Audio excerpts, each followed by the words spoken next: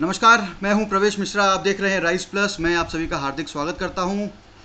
2 मई वो दिन है जब असम विधानसभा चुनाव के परिणाम सामने आ रहे हैं, और इन परिणामों को मद्देनज़र राइस प्लस ने जो सर्वे किया है, जो एग्जिट पोल किया है, उसके हिसाब से भाजपा गठबंधन को 66 से 76 सीटें मिल रही हैं, कांग्रेस गठबंधन को 47 से 58 सीटें मिल रही हैं, और अन्य को 1 से 4 सीटें मिलने के अनुमान हैं।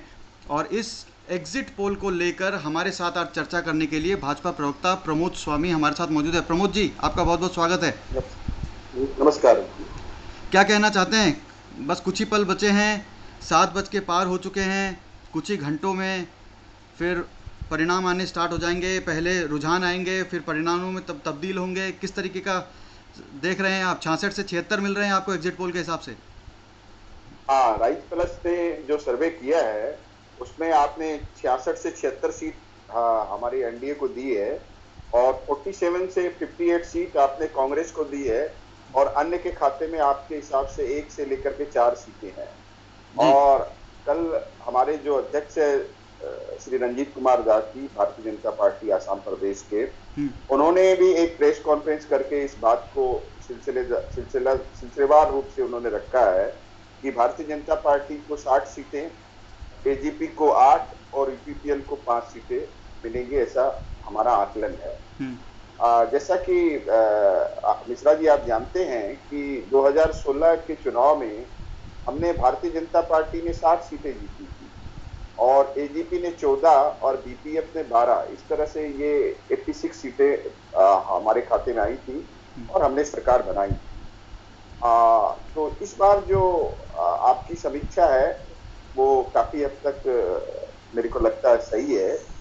और हमारा जो हमने जो आकलन किया है भारतीय जनता पार्टी ने, हमारी पिछली बार 60 सीटें थी और इस बार हमारी सीटों की संख्या कमेंगी नहीं, बल्कि हमारी सीटों की संख्या बढ़ेगी। और हमारा आकलन 70 सीटों का है, भारतीय जनता पार्टी का अकेले का। लेकिन हाँ, ये जरूर है कि जो मित्रजुटों ने पिछली बार 26 सीटें जीती थी, एजीपी ने 14 और बीपीएफ ने 12, इसमें हमें लगता है कि मित्रजुट लोगों ने जो सीटें जीती थी उनमें कमी आएगी। और हमारा जो आकलन है उस आकलन के हिसाब से एजीपी 8 सीटें और यूपीपीएल को 5 सीटें मिलेगी। इस बार चूंकि हमारा गठबंधन बीपीएफ के साथ में नहीं हुआ, हमने यूपीपीएल के साथ गठबंधन किया है, तो यूपीपीएल को 5 और एजीपी को 8, तो हमारा टोटल आकलन 83 सीट का है। हम्म। और आपने जो आकलन किया है वो 66 से 76 सीट का है। हम्म। तो 83 में अगर हम -4 या 5 करें, तो -4 या 5 या +4 या 5 की संभावना है। तो मोटा मोटी मैंने देखा है कि राइस प्लस ने जो बड़ी मेहनत से जो सर्वे किया है, वो मोटा मोटी आपका अंदाजा काफी सही मेरे को नजर आ रहा है। प्रदेश अध्यक्ष रंजीत दास भी कह रहे हैं कि 82 से 85 जो आपने कहा वो हम लोगों ने भी सुना। हम्म, उन्होंने जो घोषणा करी, आप लोग 100+ के एजेंडे में जा रहे थे। कहाँ गलती हो गई कि चुनाव के परिणाम आने से पहले ही आप 100+ से आप 85 पे आ गए? देखिए मिश्रा जी, ऐसा है कि जो चुनाव के समय हर राजनीतिक दल अपनी एक रणनीति बनाता है, और वो एक रणनीति के तहत ही हमने 100+ की बात कही थी। लेकिन आपको भी पता है कि आसाम में सीटें सिर्फ 126 है, और उस 126 सीटों में 100+ सीटें जीतना इतना आसान नहीं था। लेकिन नहीं, हमने जुमला तो ये आप ही बात लोगों ने दिया, प्रिंसिपल को, जुमला तो भाजपा ने ही दिया था। नहीं नहीं, मैं बता रहा हूँ आपको, हमने जो कहा वो किस बेसिस के आधार पे कहा, मैं वही बता रहा हूँ। जैसे कि पिछली बार हमारी 60 सीटें थी, तो हमारा आकलन आज भी बीजेपी का हमारी सीटें कम नहीं रही है। हम 60 की जगह 70 सीटें हमारे आकलन के हिसाब से हम जीतने जा रहे हैं। तो 70 वो, और हमारे जो मित्र दल है उन्होंने 26 सीटें जीती थी पिछली बार। तो 70 और 26 अगर हम मिलाएं तो वो 96 का आंकड़ा बैठता था। हम्म। तो उस हिसाब से हमने 100+ की बात कही। लेकिन हमारे जो अलायंस पार्टनर है, हमें लगता है कि उनका परफॉर्मेंस उतना बेहतर नहीं हुआ जो 2016 में हुआ था। उस हिसाब से ये सीटें का जो आकलन जो है वो कमा है। लेकिन भारतीय जनता पार्टी की सीटें पिछले बार के जो 60 थी उससे ज्यादा ही आएंगी। लेकिन हमारे जो अलायंस पार्टनर है हम्म। उनका परफॉर्मेंस जो है वो पिछले बार की पिछले बार जो था वैसा होता प्रतीत नहीं हो रहा है। इसलिए आप जो कह रहे हैं कि हमने 100+ की बात कही थी, वो टारगेट शायद हम अचीव न कर पाए। जो तथाकथित आप जो आंकड़े दे रहे हैं और कह रहे हैं कि मित्र दलों ने अच्छा परफॉर्मेंस नहीं दिया, उसकी वजह से नीचे जाएंगे, क्या वह कांग्रेस और एआईयूडीएफ के गठबंधन की वजह से हो रहा है ऐसा? देखिए, कांग्रेस और एआईडीएफ का जो गठबंधन हुआ, उससे आसाम की राजनीति में एक बदलाव तो निश्चित रूप से आया है। हम्म। क्योंकि कांग्रेस और एआईडीएफ ने पूरी सांप्रदायिक राजनीति की, और जो हम बार बार कह रहे थे कि आने वाले समय में जो ताला चाबी वाली जो पार्टी है, वो आसाम की भाग्य को नियंत्रण करने के लिए वो लोग राजनीति कर रहे हैं और उस दिशा में वो लोग आगे बढ़ रहे हैं। तो ये हमने पहले भी कहा था, और इससे एक पोलराइजेशन हुआ, हम्म। और जो माइनॉरिटीज इलाके हैं वहां पूरी तरह पोलराइजेशन हुआ, और जो माइनॉरिटीज इलाके हैं वहां मुझे लगता है कांग्रेस और एआईडीएफ को काफी अच्छी सफलता मिलेगी। हम्म। लेकिन जो अपर आसाम का जो इलाका है, वो अन्य जो इलाके हैं जहां माइनॉरिटीज की मेजोरिटी नहीं है, हम्म। वहां भारतीय जनता पार्टी अच्छा प्रदर्शन करने जा रही है। तो कुल मिला के आप मानते हैं कि विपक्षी दलों ने जो रणनीति अपनाई, एक साथ आके कांग्रेस और एआईयूडीएफ ने एक साथ चुनाव लड़ा, आप मानते हैं कि कहीं ना कहीं उन्होंने सराहनीय पहल की, मतलब अपने खेमे में उन लोगों ने आंकड़ों को बढ़ाने के लिए प्रयास किया? देखिए, हर राजनीतिक दल अपने हिसाब से अपनी रणनीति बनाता है, तो वो उन्होंने अभी अपने हिसाब से अपनी रणनीति बनाई। हम्म। लेकिन भारतीय जनता पार्टी सिर्फ चुनाव जीतने के लिए रणनीति नहीं बनाती है। हमारी पार्टी जो हमारी पार्टी का जो मूल एजेंडा है, वह हमारा जो मूल मंत्र है, वो ये है, नेशन फर्स्ट, पार्टी सेकंड और इंडिविजुअल थर्ड। हम बार बार आसाम की जनता को ये कहते आए हैं कि ये एआईडीएफ का जो उत्थान हुआ है, वो आने वाले समय में असम की राजनीति के लिए एक शुभ संकेत नहीं है।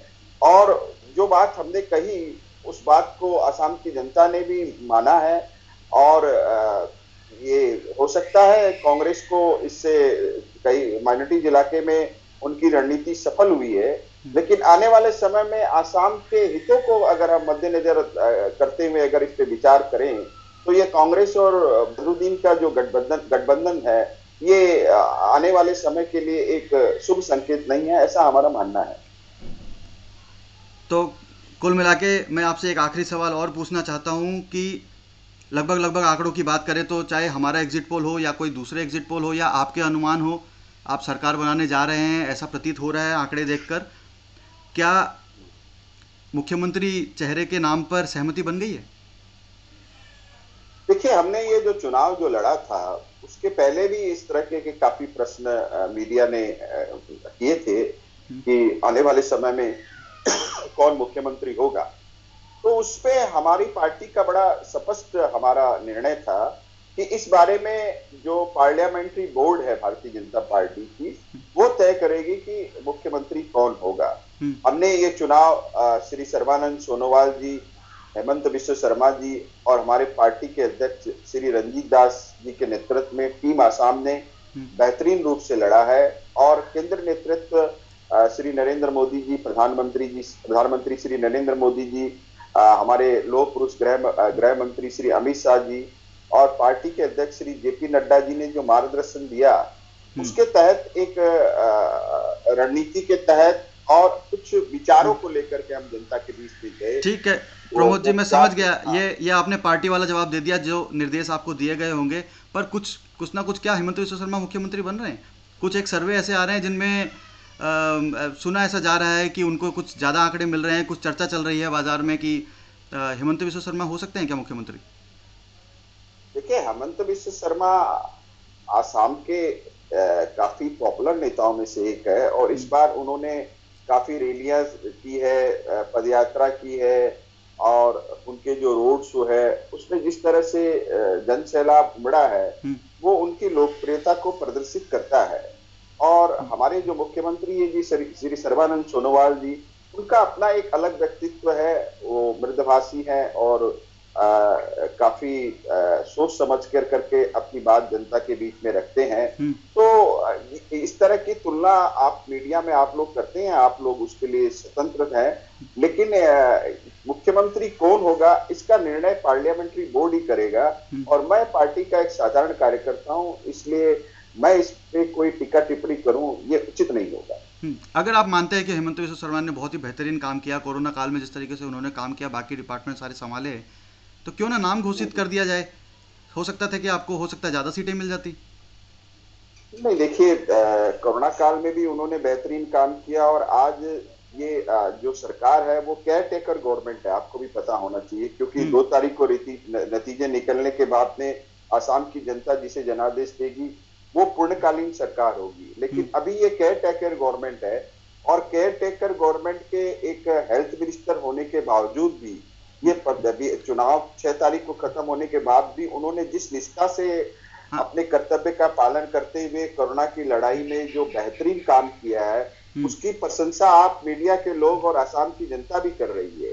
तो ये जी, मैं वो हमारी उस एक बात को, टीम उसी आसाम बात को है, समझते हुए, जी, मैं वो बात आपकी हाँ। समझ रहा हूँ। मेरा मेरा कहना ये है कि इस चुनाव के बाद वाली जो समय है उसको अगर छोड़ दिया जाए, पहले भी अगर देखा जाए तो पूरे कार्यकाल में उन्होंने जब इतना ही बेहतरीन काम किया तो उनका नाम सामने दे देना चाहिए था। हो सकता है कि वो ज़्यादा मजबूती से भाजपा का लोग समर्थन करते। पहले भी तो आपने मुख्यमंत्री का नाम चुनावों से पहले घोषणा की, ऐसा तो नहीं है कि ये पहली बार ऐसा होगा।